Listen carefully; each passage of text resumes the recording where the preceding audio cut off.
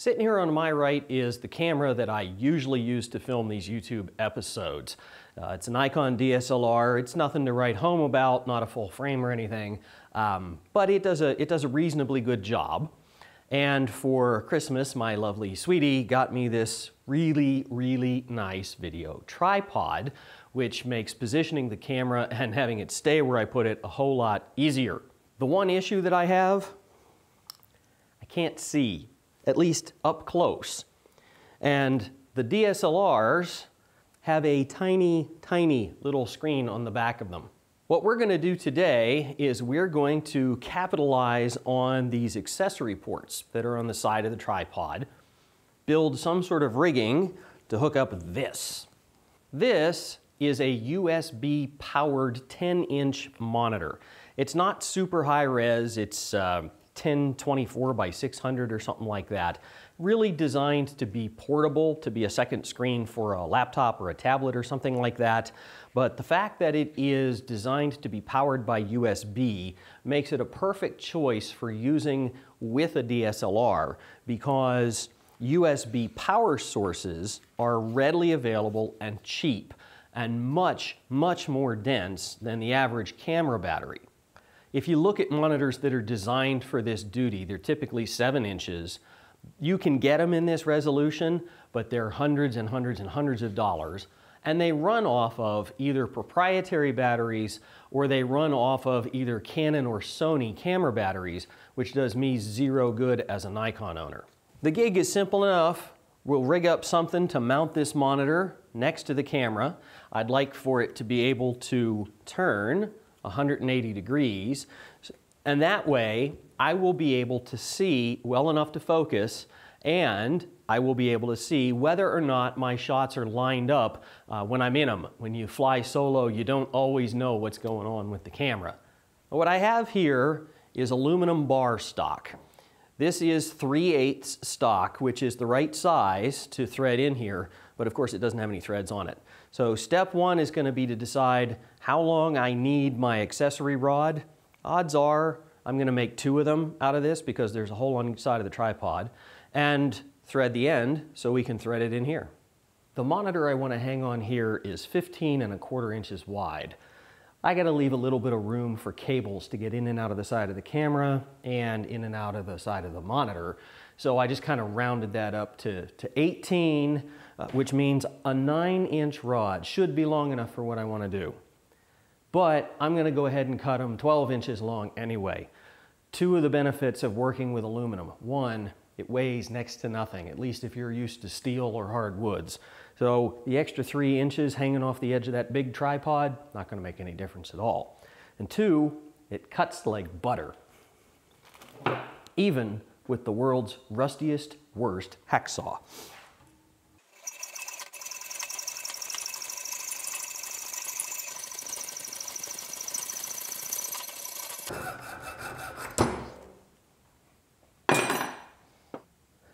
Time to cut the threads in the end of these aluminum rods. I did take them over to the grinder and just smooth them out a little bit, deburr them. That will help me to get the die started on here straight. And straight is important. Aluminum is so soft that it is just fierce easy to get the die going crooked, which will leave you with threads that probably work, but a rod that will, stick out the side of the tripod at some crazy angle. The other thing that you have to watch is, again, because aluminum is so soft, your vise will make a mess of it. So I cut these 2 wood blocks and I cut a V-notch in each of them, put it in here and clamped it down basically until that V-notch just smashed. So I don't think that this rod is going anywhere. You don't need a whole lot of cutting fluid or lubrication for aluminum, but a little bit can't hurt. So with that, let's see if I can't put some threads on here.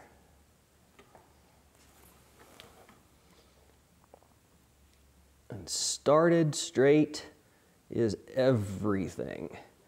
Start straight, take your time, and all will be well. Don't be afraid to get in there and check your progress. If you've screwed it up, you might be able to straighten it out. Cutting threads in aluminum is actually kind of fun because unlike steel, you get these beautiful long curlicues coming off of it.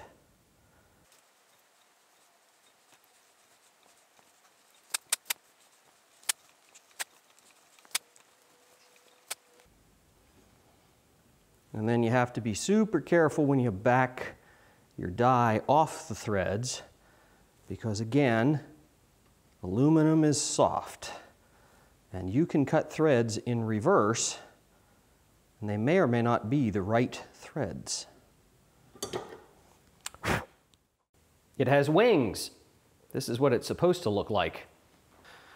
These just screw into the accessory ports on the side of the tripod and give us an attachment point. Should screw that one in a little bit more.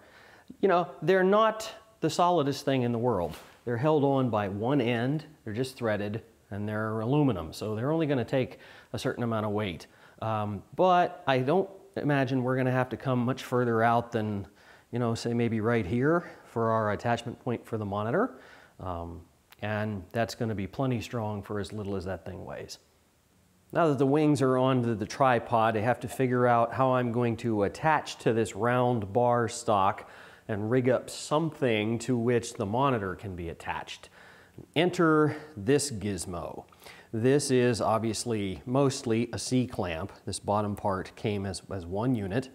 And I have attached to it this little miniature Kaiser ball head. I carry this thing around, I have for years. It makes a fantastic gizmo to stick a GoPro someplace that you weren't expecting to have to stick a camera. But in this case, I think it's gonna work out just great because it will clamp right on here. It has rubber pads on the surfaces of the C-clamp attachment. We can clamp that right on there. And then this mechanism allows us to adjust the angle here, and then obviously the ball head gives you, complete freedom to move that thing around. So the net result of that is that we have a standard 1/4-20 thread like you'd find on any other tripod out here on the end of this adjustable ball head. Now what we need to do is figure out how the heck we're going to get a 1/4-20 threaded hole on the back of a plastic monitor. You probably can't tell on camera, but this thing is really light. Really, really light. And that's because the plastic that it's made out of is relatively thin and cheap. And more importantly, there's no extra anywhere in here. You couldn't drill into this plastic without hitting circuitry, essentially, behind it. So I need to manufacture some sort of a bracket that's going to hold it from the outside. And the way I figure it, holding it kind of like this. Think music stand, for those of you who are familiar with such a thing. Kind of what I had in mind, and this is what I figured to make it out of. This is 1/8 by 1.5 to, I didn't measure it, aluminum stock, just flat stock. And it's real easy to work with, again, because it's aluminum, it should bend for us, no problem. So what I intend to do is to bend the end of it into sort of a hook shape that will allow the monitor to slide in there. Then obviously it'll have a little support piece that runs up the back. We'll make 2 of those so that there are 2 points of attachment to the monitor. And then across the back of the 2 of those, I'm going to run this heavier piece. This is 1/8 by 2 aluminum stock. We'll run that perpendicular at whatever height we want to get so it's nice and balanced, and so that we have a place to make a hole, which we will probably tap for 1/4-20. But since this is only an 1/8 inch thick and it is aluminum, I'm probably going to braise an actual steel 1/4-20 nut onto the back of it as well to give us a good solid point. So step 1, I got to cut this down to some sort of a workable length and get to bending. I decided to cut a piece that was 13 inches long. By my measurements, it actually is 12 inches from where I'd like the bracket to come up the bottom of the monitor around the back, and I haven't figured out if I want a little finger at the top or not. Giving myself an extra inch to work with leaves me room for the aluminum to go around the bends and frankly to make a mistake here and there. I put some masking tape on the jaws of the vise so that I can crank it down good and tight and not really mess up my aluminum too badly. And I cut the round bar stock with the hacksaw, which was fine, and the hacksaw would work just great on this as well, but I'm not going to do any welding or brazing out here near the cut points, so I see no reason not to go to town with the grinder.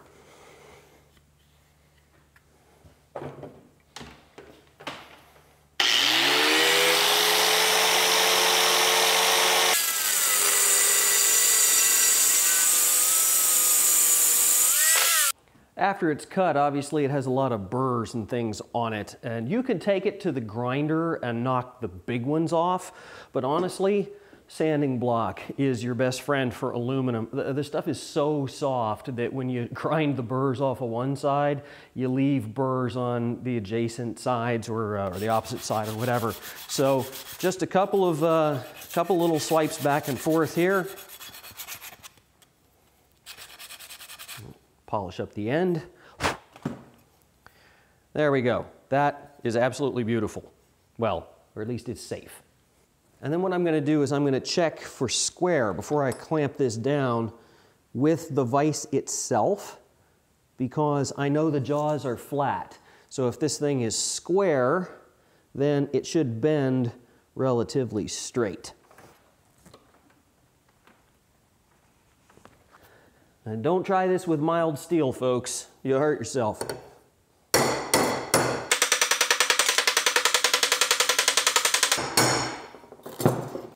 Getting the second bend in this piece of aluminum is a little bit tricky because it's only a ½ an inch between the first bend and the one we want to make now. And the jaws of the vise are thicker than that, so I can't just clamp this in there and press on it and beat on it the way that I did the first one. So what I've done is I found a piece of ½ inch by ½ inch angled mild steel, which is obviously considerably stronger than the aluminum, and I've clamped it on here and got it as close to the vise as the clamps will allow. That should give me a surface that I can beat on with the hammer and get this thing at least most of the way down. My goal really is to get it to the point where I can finish the bend by crimping it in the vise.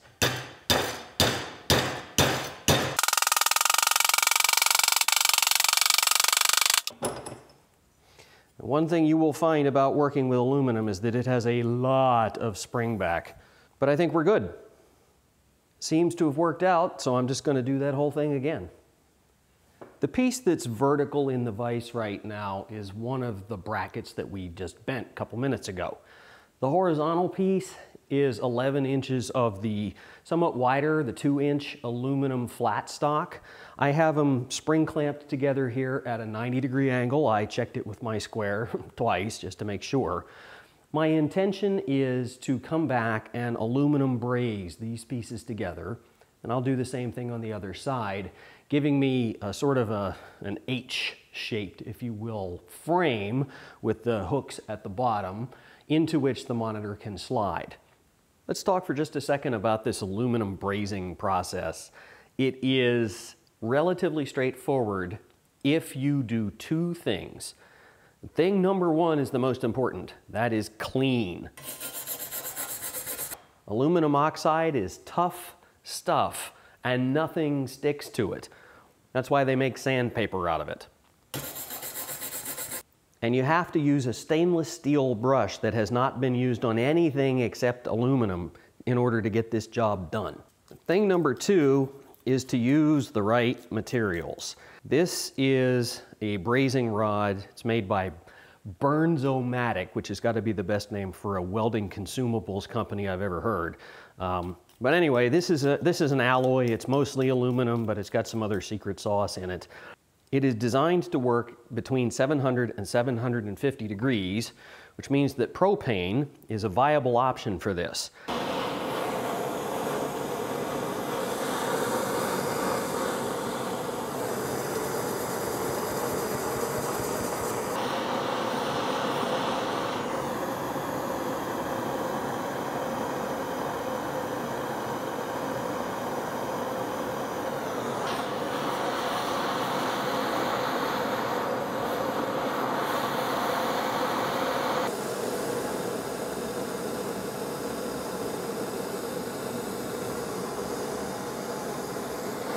one fully brazed aluminum joint. You need to think of this more akin to soldering than anything else. You want the metal that you're joining to melt your filler rod, not the flame. If you have the filler rod in the fire, you're doing it wrong. If the metal is not hot enough to melt the filler rod by itself, then you're not getting good adhesion of the filler to the base metal. Now that the frame is all brazed together, I need to drill the pilot hole for what will be tapped for the 1/4-20 mount point that attaches this frame to the clamp mechanism that we saw earlier. A number 7 drill bit is the appropriate size for a 1/4-20 hole. It translates to 13/64 if you don't have numbered drill bits. I don't have either, in fact, but I like to go a little bit smaller on my tap holes, especially in aluminum. And in this case, we're going to be brazing a nut onto the back of here, which will be the guide for our threads, and I can't guarantee I'm going to get it exactly centered. So we're going to go with a 3/16 hole.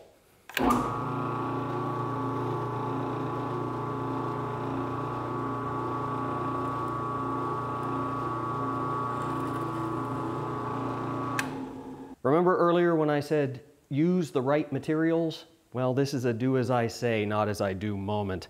This is a zinc-plated nut, and this is our aluminum frame. And I'm going to attempt to use the aluminum rod to braze these two together. There exists a multi-metal brazing rod, which would be a better choice for this, but I don't have it, so we're going to do this.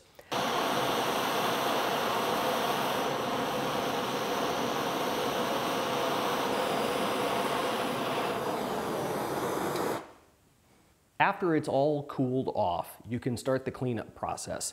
I took a grinder to this nut and ground it down a little bit because the threads on this thing are not half as long as this thing was deep. There's no point in it sticking out into the back of the monitor. And then I just put a flap disc on there. They work great. You get brushed aluminum or flap disc aluminum. Enough talk though, moment of truth. Let's thread this thing in here. I did run a 1/4-20 tap through the nut first and then through the aluminum to make sure that the threads were gonna line up nice and tight. All right, do we try this over the concrete? Why not? Ta-da! I like it. I doubt you can tell on the video, it's an impromptu shop tour, but the difference is just night and day between the big screen and the little one. And it's not just the size either. The big screen gives me a much wider range of brightness options. It has configurable red, green, and blue channels, so I'm going to be able to get a good color match out of it. But best of all, I should be able to relatively easily flip this thing around so that I can see it while I'm on the other end of this lens.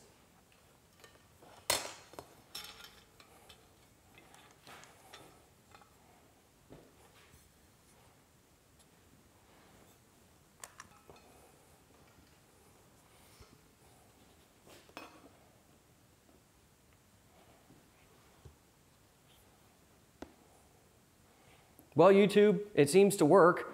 I've got it facing me as we speak right now. I can see myself out of the corner of my eye, and I actually know that my head is in the frame and that I'm relatively in the center. And I don't have to guess, and I don't have to record 15-second snippets and run around and check them. So this is going to be a huge help to me.